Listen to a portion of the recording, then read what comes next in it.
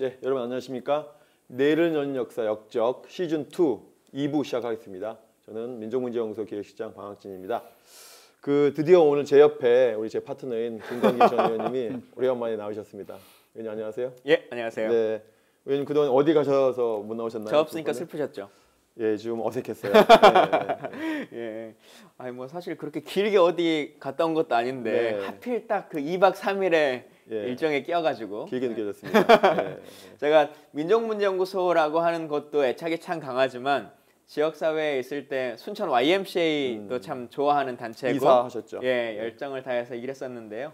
거기 그 당시에 활동 가셨던 이사분들이 멤버들 예, 이사 연수 겸해서 어디를 좀 잠깐 가자라고 네. 해가지고요. 예. 술만 많이 먹고 왔습니다. 또 정치인들이 본인 지역을 또 포기할 수 없죠. 아, 그것과는 전혀 별개로. 그렇습니까? 예. 의리로서. 예. 의원님 저희가 지난번에는 우리 이화여대 학생들 예. 모시고 동상 김환란 동상 얘기를 하면서 이대뿐만이 아니라 친일의 뿌리를 두고 있는 여전히 그렇지만 반성 못하고 있는 대학 당국 이야기를 했는데요. 또 이렇게 보면은 친일 문제가 남 이야기라서 이게 좀 편하게 얘기하는 거 아니냐. 예. 실제 자기 이야기, 자기 집안 이야기로 들어오면 참 어떻게 보면 좀 어려운 이야기죠, 그죠? 그렇죠. 네. 아, 진짜 내가 그 당사자가 된다고 했을 때, 제 스스로도 그렇고 어떻게 결정 내릴 수 있을까? 그리고 저의 판단이 저만의 문제가 아니라 또 그걸 잘 모르고 있었던 제 주위에 있는 가족들도 영향을 받게 예, 되니까. 영향을 받기 네. 때문에 정말 세상에 말할 수 있을까라고 하는 생각이 들 때도 있긴 해요. 네. 사실 멀리까지 가지 않더라도 우리 민족문제연구소의 가장 뿌리이고 기둥이라고 하실 수 있는 임종국 선생 같은 경우만 해도 친일문학론이라고 하는 책을 집필하실 때 네, 66년도에 예, 관련한 일이 있다고 하는 것이 아주 유명한 일화지 않습니까? 네. 그 책을 쓰려고 하는데 쭉 연구조사를 해보니까 아버님의 이야기가 등장을 하는 거예요. 기록에 나오죠. 그렇죠. 임문호 선생님 이름이 나오죠. 예. 네. 그래서 이걸 어떻게 해야 할 것인가, 이 책을 내가 친일 연구를 하려고 하는 사람인데 내 아버지 이야기를 또 써야 되는 상황일 때 아버님이 그러셨다는 거예요. 내 이름을 뺄 것 같으면 이 책을 끝까지 쓰지 말아라. 쓸 수 없다. 라고 하는 말을 들으시고 아 그래 세상에 정확하게 잘못에 대해서는 인정하고 사과하는 것이 좋겠다라고 해서 아버님 이름을 그 책에 기록했다고 하시는데요. 네. 어찌 보면 그것을 통해서 아버님 본인 스스로도 본인의 과오를 세상에 인정하고 사과하신 거라고 보실 수 있을 것 같아요. 우리 임종우 선생님뿐만 아니라 임종우 선생님 앞서서 역사적으로 자신과 또는 자신의 선대의 친일을 반성한 경우가 좀 찾아보니까 좀 있더라고요. 예, 저희가 찾아봤더니 해방 직후에 전체 학교장들이 모여서 총 사퇴를 결의한 적이 있습니다. 많이 알려지지 않은 경우긴 한데 그 다음에 또 일제시대 때 충남 지역에서 관공부장 조선일선 고위직입니다. 여기 마신 현석권 선생님이 또 친일을 사죄하셨고요. 또 이건 아주 좀 특별한 경우인데 재헌의회에서 반민법을 제정하지 않습니까? 예. 이 반민법이 국회에 통과하니까 그 당시 대검 차장인 엄상섭 대검 차장 고위급이죠. 이분을 비롯해 8명이 사표를 제출했는데 그 이유가 뭐냐면 검사야말로 일제 때 검사야말로 독립운동을 하신 분들에 대해서 가장 큰 죄를 진 행위였다. 그래서 반민법이 통과됐기 때문에 자신도 그 심판의 대상이 돼야 되기 때문에 현직 검사 자리를 사표를 내신 적이 있습니다. 오늘 이재용 재판 때문에 네. 많은 분들이 막 분노하고 계신데 이런 것들을 좀 사법부가 좀 배워야 될 것 같습니다. 과거 적폐에 동참하셨던 사법부의 이런 분들, 이분들도 좀 동참하셨으면 좋겠습니다. 정말 검찰의 상징으로서 우리 엄상섭 대검 차장 이분들과 역사에 좀 기록을 해야 될 것 같아요. 그다음에 많이 알려진 것이 이제 하동군수 역임하신 이항영, 나중에는 홍익대 총장도 하셨던 이분도 이제 역시 사죄를 하셨고 또 특히나 민족문제연구소가 오랫동안 동대문구 회기동에 있었는데 그 회기동에서 매일 아침 초등학교에 쓰레기 줍던 할아버지가 계세요. 김남식 할아버지인데 이분이 39년도에 일제 때 아이들을 가르치는 교사였습니다. 그러면서 우리말 쓰지 못하게 했고 일본말을 쓰도록 자기가 강요했다. 어떻게 보면 초등학교 교사가 그 당시에는 이제 소학교 국민학교였지만 근데 그것을 자기가 사죄를 하고 그걸 너무 자기 제자들이 미안하다 해서 매일매일 아침마다 쓰레기 줍는 김남식 할아버지가 계셨어요. 저희 연구소에 가까운 곳에 계셨던 분이 계셨습니다. 예. 예. 뭐 말씀하셨던 분들은 이제 당사자가 그렇게 네. 사과와 반성을 하신 거고 네네. 후손들이나 그것에 대를 잇는 그 기관들이 한 경우들도 좀 있는 것 같아요. 있습니다. 예를 들면 예. 뭐 김동완 선생의 후손 파인 김동완 같은 경우는 일제 만렵에 저질렀던 그 치욕적인 일들을 좀 언급하면서 가족을 대신해서 국가와 민족 앞에 깊이 머리 숙여 사과한다. 이제 이런, 아들로서 사과하시는 예, 아들로서 사과한다라고 말씀을 하기도 했고 또 사실 저희가 민족문연구소에서 하는 같은 시대 다른 삶 판넬전이나 여러 가지 얘기를 듣다 보면 종교기관에 대한 얘기들이 참 많이 나오는데요. 예. 그 중에서도 이제 기독교 같은 경우에 먼저 보면 기독교 장로총회가 2007년도에 그동안 신사 참배와 부일 협력에 대한 죄책 고백 선언문이라고 하는 것을 발표하면서 과거의 잘못을 후손들이 사과하기도 했고 또 한국 천주교 주교회의에서도 2000년대에 참회의 메시지를 남기면서 그동안 민족이 고통당하던 그 시기에 교회의 안정을 좀 보장받으려고 민족 독립에 앞장서는 신자들을 이해하지 못하고 때로는 제재하기도 했음을 안타깝게 생각한다라고 하는 반성을 하기도 했었는데요. 사실 이런 반성이 무슨 의미가 있냐라고 하는 분들도 계실 거예요. 그러나 그 반성조차 사과조차 없이 살아가는 사람들에 비하면 한 발 한 발을 그리고 과거의 잘못을 딛고 새로운 미래를 나아갈 수 있는 길을 만드는 것 같습니다. 네, 그 종교 중에서 또 여기 불교 조계 중에서도 예. 역시 2005년도에 반성을 해주셨고, 그다음에 문인 작가들이 모인 그 민족문학 작가회, 지금은 한국 작가회로 이름을 바꿨는데요. 민족문학 작가회에서도 2002년도에 역시 마찬가지로 반성을 하는 글을 남겨주셨습니다. 예.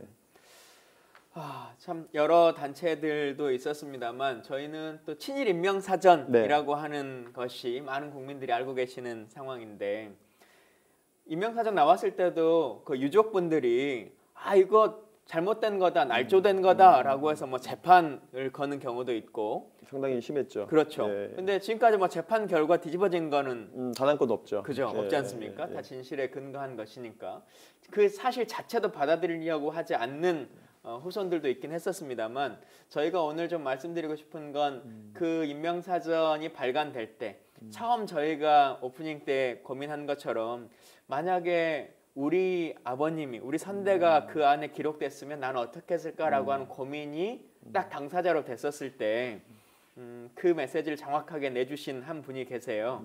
자, 이거는 좀 그 전문을 좀 읽어서 드리는 게 좋을 것 같아서 그 내용을 조금 요약해서 읽어드리도록 하겠습니다. 친일명사전의 예정자가 발표됐던 2005년 9월 달에 날아온 한 통의 이메일의 내용인데요.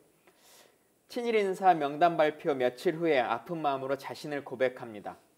2005년 8월 29일 경술국치 95년을 맞아 민족문제연구소는 친일인사로 우선 3,090명의 명단을 1차로 발표하였습니다.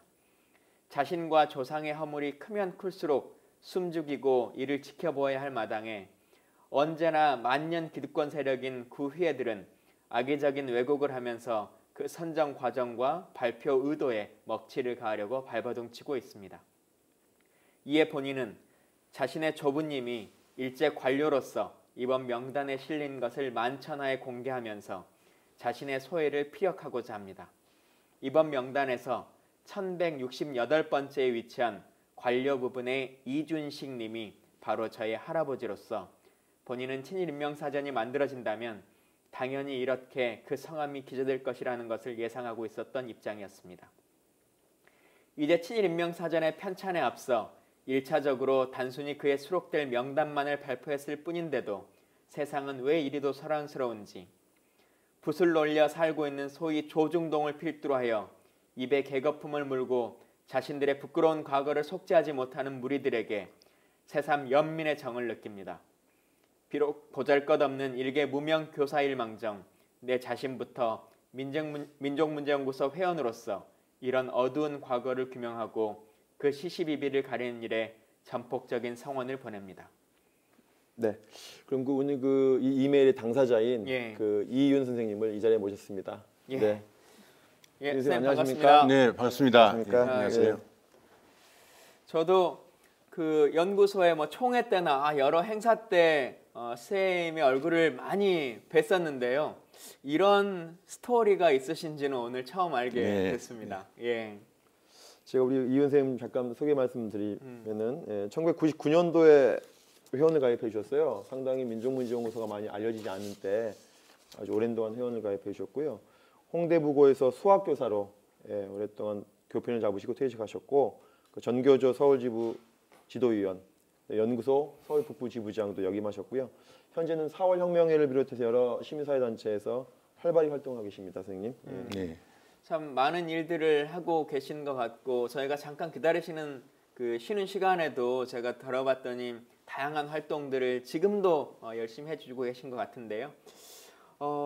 이 연구소에 보내신 편지에 대한 이야기, 어찌 보면 직접 말하기 참 어려우신 그런 이야기셨을 것 같은데, 처음에 어떤 계기로 이 사죄를 공개적으로 해야겠다 이런 생각을 좀 갖게 되셨습니까? 이제 많은 사람들이 저한테 물어보는 것이 어떻게 할아버지가 친일을 한 것을 알게 되었느냐, 말하자면 몇 살부터 알았냐, 이해했느냐고 물어보는데 사실은 그 대한민국 정부 수립 초기, 다시 말해서 자유당 초기의 그 세상이라는 건 친일한 것이 그렇게 부끄럽고 수치스러운 일이 아니라 그 당연히 그 말하자면 일제에서 이렇게 출세하고 이제 그 높은 자리에 올라간 것을 그게 능력인 것처럼 말하자면 동네 사람들이 그 뭐랄까 흠모하는 그런 정도였어요. 그래서 제가 지금 김 의원님이 그 쓰신 글에서는 이제 그 부분이 빠졌는데 저희 집을 동네 사람들이 뭐라고 했냐면 군수댁이라고 했거든요. 군수댁. 예, 군수댁. 그리고 이제 할아버지를 군수 영감. 해막이 됐는데도. 그런데 이제 지금 그 말씀하신 본론으로 들어가자면 이제 민족문제연구소에서 이제 임용욱 선생님이 돌아가시고서 이제 그 맨 처음에 그 사업으로서 친일 인명사전을 편찬할 계획이라고 하더라고요. 그러니까 딱 제가 볼 때 요새 애들 말로 꽂혔어요. 바로 이것이 저의 그 정체성을 분명히 드러내고 뭔가 새로운 그 이제 키트를 잡는 그런 일이 아닌가 생각해서 제가 그때 사실은 민족문제연구소의 그 제일 그 큰 사업이 친일 인명사전을 편찬하는 일이라는 걸 보고 마땅히 그렇다면 제가 그 대상자의 후손의 하나로서 이 일에 적극 협력하겠다 그런 생각을 어린 마음에 했었죠. 선생님이 생각하시는 그 어렸을 때 기억이 있으시잖아요. 이준식 할아버지. 어떤 분이셨습니까? 근데 선생님이 몇 살 정도까지 할아버님이 살아 계셨나요? 아니 이제 제가 이제 장남의 장남, 다시 말해서 장손인데요. 이제 할아버지는 쭉하니 해서 4.19 직후 4.19 5.16 사이 61년 2월에 돌아가셨는데 사실 이건 좀 부끄럽다기보다 민망한 얘기인데 이제 제가 그 지난 이 할아버지의 문제를 갖다가 고백하고 할 때는 사람들이 지금도 말하자면 거꾸로 그 과거를 부정하고 그 자기 조상들의 치부를 가리는 사람들이 있잖아요. 그 사람들은 지금 가진 것을 놓기가 싫어서 그런 거예요. 그런 면에서는 저는 할아버지가 남겨주신 게 하나도 없었어요. 그래서 그런 면에서 더 이상 잃을 것이 없으니까 최소한도 할아버지의 명예를 살리는 것은 제가 할 수 있다. 그래서 이제 흔히들 이제 지금 의원님이 말씀하셨지만 그 많은 이제 사람들 특히 후손들은 그 자기 조상들의 그 문제를 뒤덮고 은폐하는 것이 마땅한 도리라고 생각하는데 저는 거꾸로 생각하고 있거든요. 그 조상의 과거를 진실로 인정하고 그것을 만천하에 공개하고 또 시민들의 용서를 바라는 것이 진정하게 그 자기 그 이제 돌아가신 그 조상님들의 그 유지를 받들고 또 자기의 입지를 떳떳이 세우는 일이라고 거꾸로 저는 제 자존심이 그 모든 것을 은폐하고 이렇게 꿈을 꿔그리는 것을 허락하지 않았기 때문에 이 일에 이렇게 나섰다고 볼 수 있습니다. 근데 그 고민을 하실 때 뭐 할아버님이시니까요. 어찌 보면 더 직접적인 당사자로는 아버님이 계실 텐데 아버님을 비롯한 주위의 가족분들은 이것에 관련해서 뭐 사전에 좀 논의를 하셨습니까? 아니면 혼자 좀 고민을 하셔서 결정을 하신 아까 상황이신가요? 말씀드린 제가 이제 장손인데 아버님은 이제 병약하셔서 제 젊었을 때, 제 27살 때 돌아가셨어요. 예. 그리고 이제 이제 두 분 숙부님이 이제 고령으로 이제 지방에 계셨는데 저는 그냥 사실은 제가 이렇게 정의롭고 올바른 일을 하는데 뭐 누구한테 자문을 구한다든지 뭐 허락을 받아야 될 성격이라고는 생각하지 않았어요.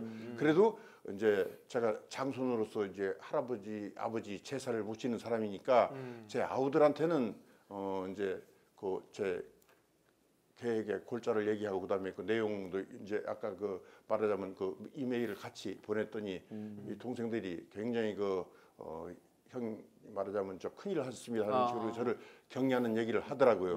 하는데 제가 굳이 사정을 달자면 제 사촌 아우는 이제 중에서 그게 아마 그렇게 생각을 했는지 그걸 우리 숙부님한테 얘기를 들었는지 모르지만 그 말하자면 그 이제 2차 대전이 그 끝나지 않았더라면 말하자면 일제 통치가 계속되었더라면 할아버지가 계속 연금을 받고 경제적으로 이렇게 더 풍조가 있을 텐데 경제적 어려움을 당하지 않았을 텐데 이렇게 할아버지며 이제 이렇게 큰아버지가 제 아버지죠. 이렇게 고생하신 게 말하자면 이제 그 모든 그 이제 그 일제로부터 받은 이제 여러 가지 그 뭐 연금이라든지 기타 여러 가지 그 혜택이 끊었기 때문에 그런 거 아닌가 이런 소리를 해서 제가 마음 친아우 같으면 이제 귓뺨이라도 한 대 후려갈기고 싶었는데 사촌이니까 그냥 참았었습니다. 예. 그 생전에 할아버지에 대한 뭐 기억이 혹시 있으세요? 할아버지는 정말 끔찍했죠. 왜냐면 제가 이제 장손인데다가 아까 말한 대로 할아버지는 제가 이제 모시고 같은 방을 쓰고 그래서 이제 아까 말씀드린 대로 아버님은 이제 젊어서부터 이제 병약하시고 그래서 어떻게 말하면 이제 할아버지는 이제 제 친보호자고 그러니까 굳이 얘기를 하자면 그 자유당 때 그 지방에서 할아버지가 어떤 대접을 받았냐면 저희 할아버지가 그 아버지가 아니라 할아버지로서 저희 그 다니는 국민학교 사친회 회장을 하셨어요. 그래서 그때는 이제 모르고 왜 우리 할아버지가 큰 인물이니까 사친회 회장이었다 이렇게 생각을 했는데 나중에 생각하니까 일제 때 받은 이제 그 자기 뭐 군수라든지 이런 후광으로 그 주변에서 사친회 회장을 이제 이렇게 추대한 거 아니겠어요. 예. 그렇게 말하자면 그때 세상이라는 게 그랬었어요. 그 아까 그 친일을 사죄한 분 중에 이제 유명한 하동 군수했던 이항영 박사가 유명하지 않습니까? 예.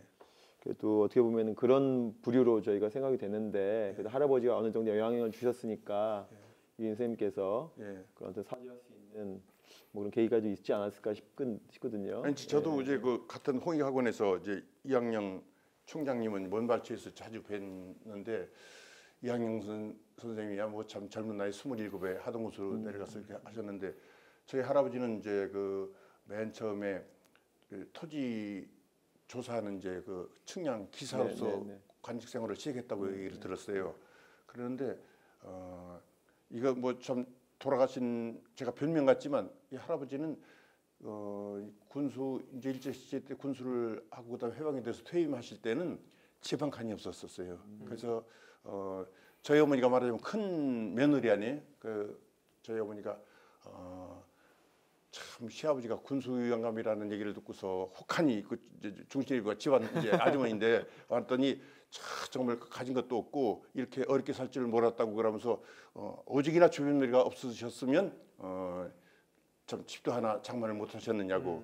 그러고 제가 들은 얘기인데 저희 증조 할머니가 그 할아버지가 군수 생활할 때 이렇게 쌀 같은 거를 이렇게 그저 농사를 져서 보냈다고 그렇게 얘기를 들었어요. 그 참 이상한 표현이지만 일제 시절에 그 군수 쉽게 말해 고등관을 역임하셨으면서도 그 어떤 그 사리 사욕을 취하지 않은 이제 그 뭐랄까 그 청렴한 분이었다. 양심은 지키고 계셨다고 생각이 들어요. 이런 질문이 좀 그럴지 모르겠습니다만 뭐 농담처럼 그 크게 물려받은 게 없으니 고백하는데 자유로웠다 이렇게 말씀하셨잖아요. 그렇죠. 예. 근데 만약에 그 이 선대가 친일을 했는데 내가 좀 부를 그래도 흔히 말하는 것처럼 친일하면 3대가 풍족하고 독립운동하면 3대가 가난하다고 하지 않습니까? 뭔가 더 많이 물려받은 상황이었다라고 했으면 이 결정을 내리시는데 더 걸림돌이 있으셨을 것 같으세요? 물론 부담은 됐겠지만 예. 뭐 그래 만일에 이제 저희가 이제 그 경제적으로 부유하고 윤택했더라면 제가 우리 민족문제연구소에도 특별 기부금도 내고 건물도 높은 거 하나 이렇게 만들어서 도와치고 예. 그랬을 겁니다. 예. 그 없어서 그게 한이지. 만일에 또 경제적인 힘을 가졌더라면 이 세상에서 보람 있게 또 값지게 쓸 수 있는 일이 너무나 많은데 그걸 갖지 못하는 것이 오히려 한스럽습니다. 예. 선생님이 그렇게 좀 용기 있게 그때 이메일을 보내주셨잖아요. 그때 저한테 개인 이메일로 보내주셨거든요. 장문의 이메일 보내주셨는데 제가 선생님을 안 지가 꽤 되는데 그런 사연이 있었다는 건 저는 정말 몰랐거든요. 또 오히려 그런 것 때문에 더 오히려 제가 또 선생님에 대해서 다시 보게 되고 또 주변에서 그렇게 큰 칭송 못 받았다 하더라도 선생님이 이제 고백하신 게 사회적 파장이 좀 있어서 그래서 이어져서 그런 비슷한 류의 고백 편지가 이메일이 날아온 경우가 있었거든요. 그래서 뭐 예를 들어서 보면은 그 우리 임명사전에 등재된 한용수, 한창수, 한상용의 후손인 한진규 씨, 이분은 그 당시에 미국에서 유학생활을 하던 분인데 미국에서 유학생활을 하던 신분으로서 또 이게 보내온 메일이 있고요. 또 비공개로 또 이메일 보내온 분 또 몇 분 계시고. 그 저는 친일파의 손자입니다라고 하는 그 글 말씀하시는 거죠? 네네네, 예. 그렇죠. 그다음에 또 실제 저희가 2009년도에 이제 정식으로 사전이 발간이 되니까 거기에 또 우리 그 윤수병이라는 분이 들어가거든요. 거기 임명사전에 거기에 손자인 윤석윤 선생님이 또 이제 직접 또 그 이메일을 또 보내서 또 비슷하게 선생님의 뒤를 계속 이어서 고백을 이어가신 분이 좀 계셨습니다. 예. 그 마음들이 이제 또 더 많은 사람들에게 알려지는 것들도 필요하고 할 것 같은데 사실 그러기 위해서 미디어의 힘이라고 하는 게 참 중요하지 않습니까? 특히나 과거사 문제를 다루고 과거의 진실을 좀 밝히는 많은 방송들이 있는데 선생님 같은 경우도 뭐 시선집중이나 피드수첩 이런 곳에 나와서 친일 문제에 대한 이야기들을 다룰 때마다 사실은 그 친일파 분들이나 그 후손들이 매번 하는 말 중에 하나가 야 일제 때 친일 안 하고 안 산 사람 누구 있으면 나와봐라. 너희들은 뭐 깨끗하냐 뭐 이제 이런 이야기들로 주 공격 대상을 삼는데요. 반론의 대상을 삼는데 그 목소리를 좀 무색하게 하는 말씀들을 많이 해주셨던 걸로 기억이 나요. 그때 하셨던 말씀들 좀 생각나시는 거 있으면 전해주시죠. 저는 이제 제 얘기보다도 그때 그 생방송 투나잇인가 그 KBS에서 그 여자 앵커분이 이름은 잊어버렸는데 뭐라고 얘기를 했느냐면 이제 이런 경우 같이 말하자면 이윤이라는 사람이 할아버지 문제를 고백한 것이 이런 것이 뉴스가 되지 않고 그 자기 조상들의 어떤 그 과거의 그 이제 친일 행적이나 어떤 과오를 은폐하고 그것을 이렇게 왜곡하려고 하는 그런 것이 뉴스가 되는 그런 세상이 왔으면 참 좋겠다 이렇게 얘기했거든요.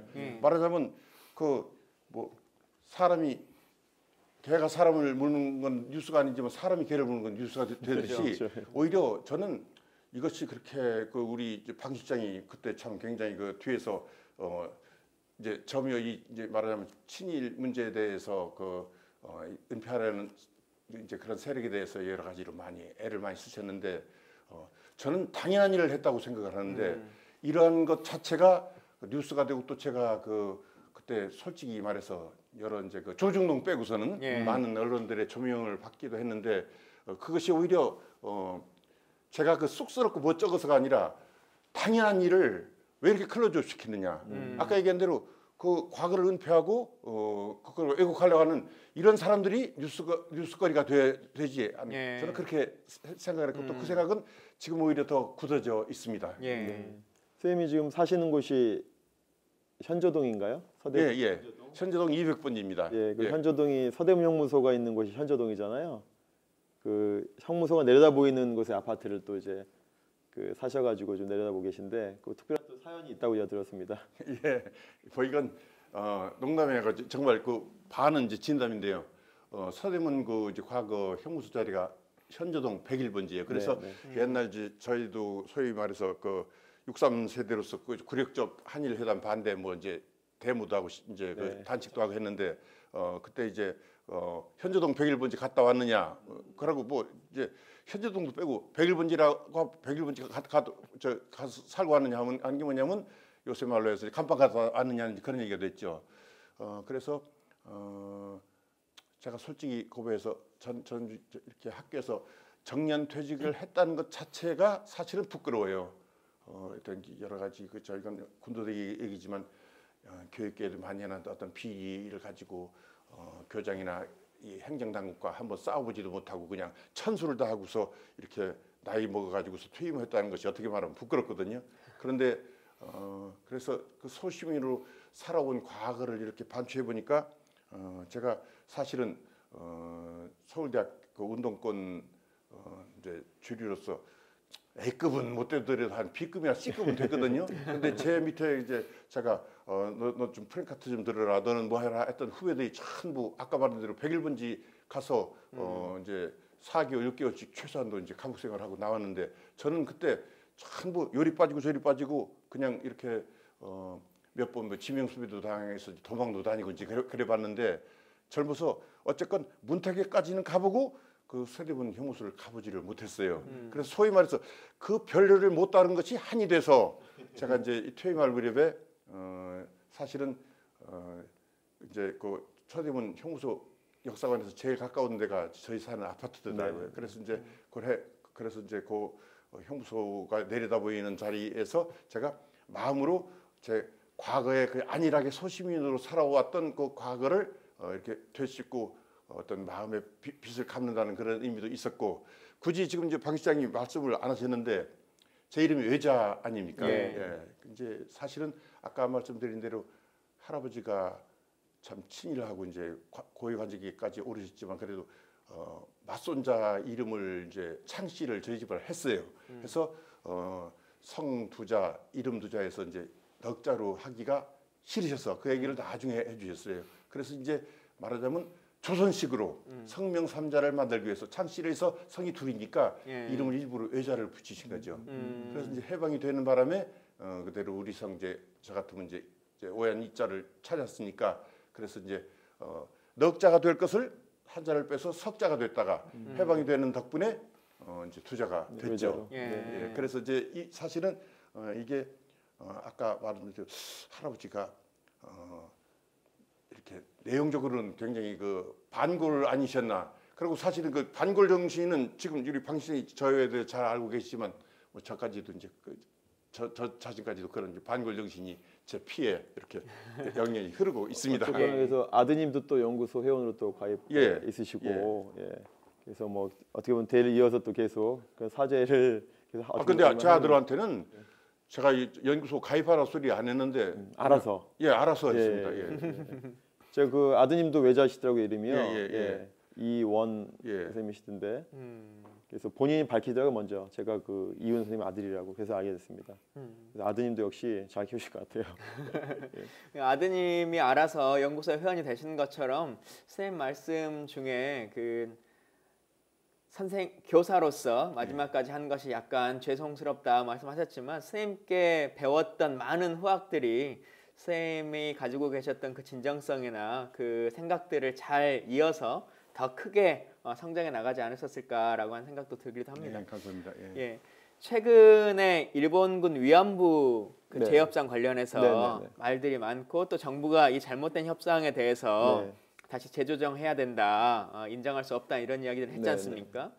사실 이제 그 협상을 박근혜 정부가 만들면서 화해와 치유재단이라고 하는 것을 만들고 재단님이 그렇더라고요. 화해와 치유재단. 그것을 가해자인 당사자들이 뭔가 다 화해도 해주고 치유도 자기들이 다 해준다는 식의 퍼포먼스를 좀 했던 것 같은데 그러니까 반성이나 화해라고 하는 단어가 어느 순간부터 그냥 가해자들이 자기들 그냥 우리가 해줄게라고 하는 걸로 활용되고 있는 것 같아요. 그러니까 사실 이런 거는 피해자들이 가해자들의 진실한 참회라든가 진실한 반성에 기반해서 그 이후에 할 수 있는 것인데 이 또한도 뭔가 사회가 잘못 조정되고 있는 것이 아닌가라고 하는 생각을 다시 한번 좀 해보게 됩니다. 그 화해라는 말이 자꾸 이제 피해자들보다는 가해자들이 자신의 죄를 가리는 어떤 무기로서 거꾸로 활용되고 있는 화해를 강요하고 있지 않는가.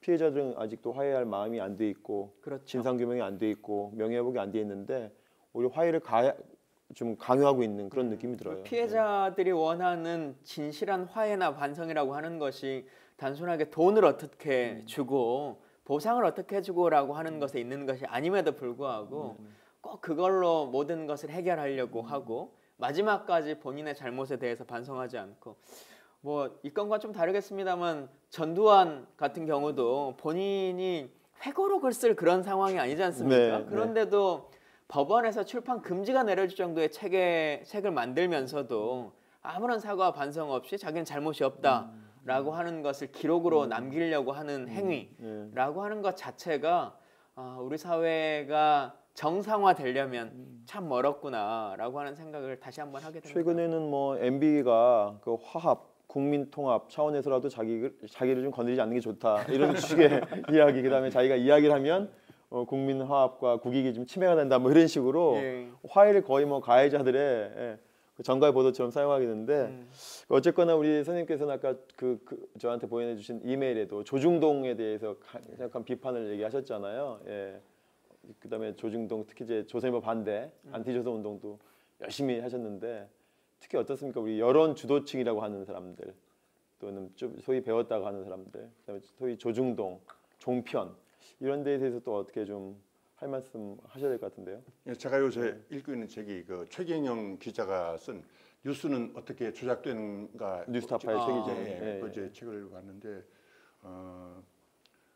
지금 이제 우리가 작년 재작년 2년간에 걸쳐서 23차례 대규모 이제 촛불 집회를 하고 했는데 지금 세상이 조금 조용해지는가 싶으면서 이 소위 말하는 적폐 세력들이 날뛰는 꼬락서니까 정말 가관이잖아요. 그러니까 그러한 그 적폐 세력이라는 건 뭐 간단히 말해서 그 옛날 그 친일 또 그것이 친일 그대의 친미로 이어져 있는데 결국은 이렇게 사대주의적으로 어떤 외국의 그 거대한 세력을 등에 업은 이제 이러한 사람들이 항상 어떤 그 진실과 정의의 편에 대해서 맞서고 참 그런 것이 안타깝고 그런데 제가 사실은 저도 이제 한 열흘 전에 이제 중국 그 상해하고 남경을 갔다 왔는데요. 남경에서 이제 남경 대학살 기념관하고 그다음에 이재항 이제 위안부 이제 박물관 봤는데 정말 가면서 또 제가 한 8년 전에 일본 이제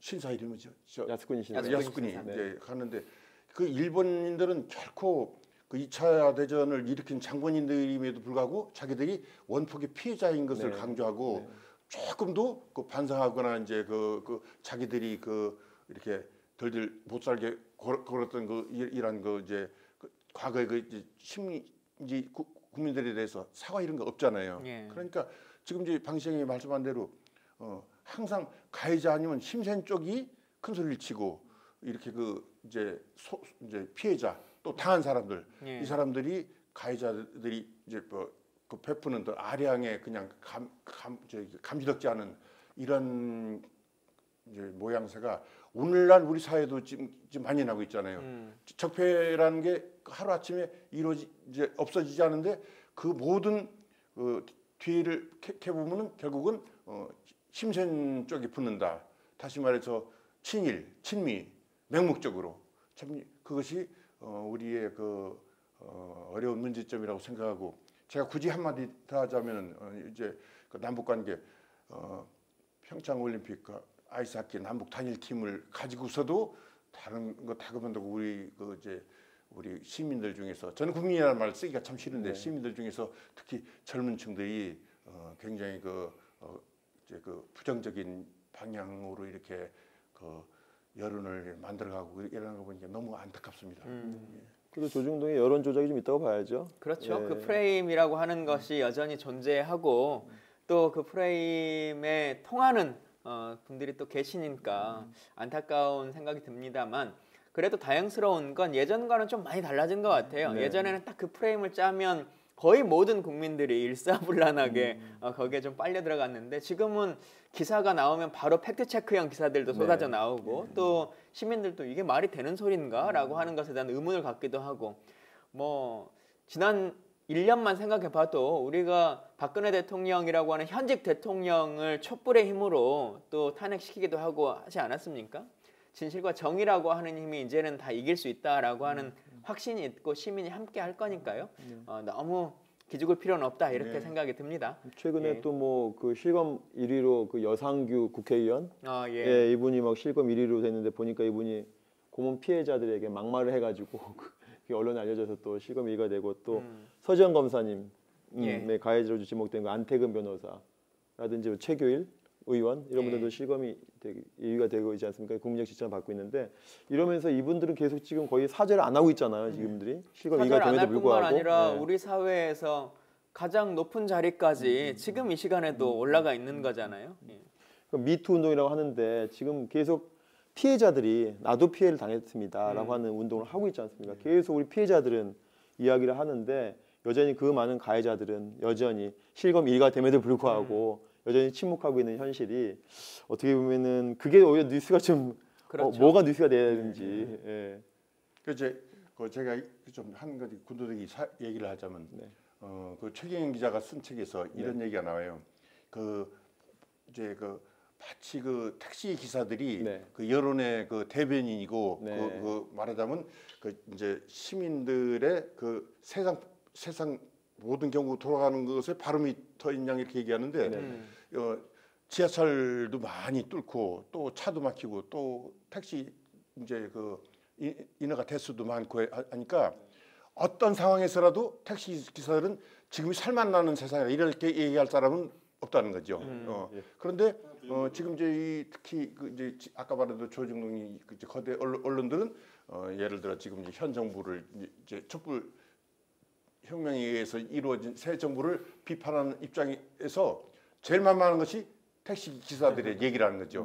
들이대면 한결같이 못 살겠다. 뭐 저 산학금도 못 채운다. 이렇게 이제 얘기를 한다는 거죠. 그래서 저는 좀 그 책은 별로 두껍지 않은데 참 최 기자 덕분에 공부를 많이 했습니다. 최경영 기자의 그 책 다시 한번 홍보해 주시죠.